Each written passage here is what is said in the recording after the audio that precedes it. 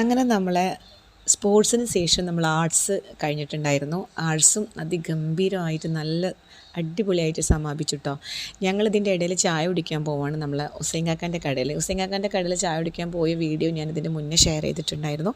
അത് ഏകദേശം നല്ല വ്യൂസും കാര്യങ്ങളൊക്കെ ഉണ്ടായിരുന്നു. ഞങ്ങളെല്ലാവരും ഹാപ്പിയായി ചായ കുടിച്ചത്. അവിടെ വന്ന പിള്ളേർക്കും നമ്മൾ ചായയൊക്കെ വാങ്ങിക്കൊടുത്തു. എൻ്റെ വട്ടപ്പാട്ടിൻ്റെ ടീമാണെന്നൊക്കെ ഞാൻ പറഞ്ഞിട്ടുണ്ട്. ഇതിൻ്റെ ഡീറ്റെയിൽ ആയ വീഡിയോ ഇതിൻ്റെ മുന്നേ ഷെയർ ചെയ്തിട്ടുണ്ടായിരുന്നു. പിന്നെ നമ്മുടെ കുട്ടികൾ എടുത്ത് പറയേണ്ട കാര്യങ്ങളാണ്. എല്ലാ വിഭാഗത്തിലും അവർ വളരെ നല്ല രീതിയിൽ തന്നെ മത്സരിച്ചിട്ടുണ്ടായിരുന്നു കേട്ടോ.